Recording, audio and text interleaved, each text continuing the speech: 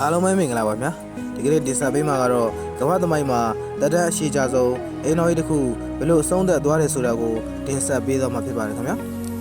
ခုပုံနေမှာမြင်တွေ့ရတဲ့အတိုင်းနှစ်ပေါင်း89နှစ်တိုင်အောင်အတူလက်တွဲခဲ့ပြီးမှအသက်60ခုနှစ်အရွယ်အီတလီအဖို့တူချမ်းမဲ့လိုက်တဲ့ဆုံးဖြတ်ချက်ကတကဘာလုံးကိုအားတင်သွားစေခဲ့ပါတယ်အကြောင်းရင်းကတော့အဖို့ဟာအင်္ဂါပစ္စည်းအောင်တွေကိုသိစေရင်အန်ဆွဲထဲမှာပွားထားခဲ့တဲ့ပေးစာထုတ်လေးတစ်ထုပ်ကိုမတော်စရှာတွေ့ခဲ့လို့ပါပဲအဲ့ဒီစာတွေထဲမှာကတော့အခုအသက်66နှစ်ရှိပြီဖြစ်တဲ့သူဇနီးဟာ1940ပြည့်နှစ်ဝင်းရင်တုန်းကတခြားမျိုးသားတို့နဲ့လက်ဝက်အခြေဇလန်ရှိခဲ့တယ်ဆိုတာကိုပေါ်ပြနေပါတယ်အဲ့ဒီကိစ္စဟာလွန်ခဲ့တဲ့ဆယ်စုနှစ်ပေါင်းများစွာကသူတို့နှစ်ယောက်ဘဝအခြေမချခင်ကလေးကဖြစ်ပျက်ခဲ့တာပါအဖိုးက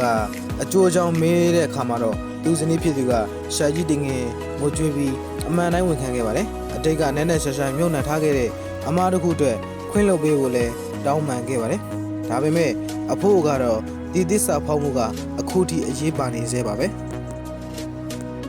နှစ်ပေါင်း80နီးပါးအတူနေခံနိုင်ခဲ့ကြတဲ့သားသမီးတွေညီးတွေနဲ့မိသားစုဘဝကိုတည်ဆောက်ခဲ့ကြတယ်ဘဝမတရားတွေအတူတူဖန်တီးခဲ့ကြပေမဲ့သူကတော့ဒီအမားကိုလက်လက်မရှုနိုင်ခဲ့ပါဘူးနောက်ဆုံးမှာတော့သူဟာ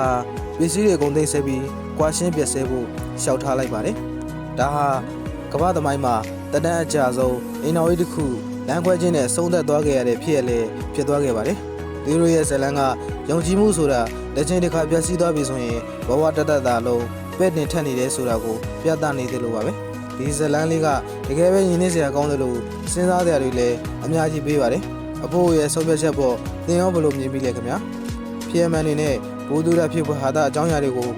အမြဲတမ်းကြည့်ရှုနိုင်ဖို့ကျွန်တော်တို့ရဲ့ဖေးလေးကို follow လုပ်ထားဖို့မမေ့နဲ့ဘူးเนาะအားလုံးကိုကျေးဇူးတင်ပါတယ်ခင်ဗျာ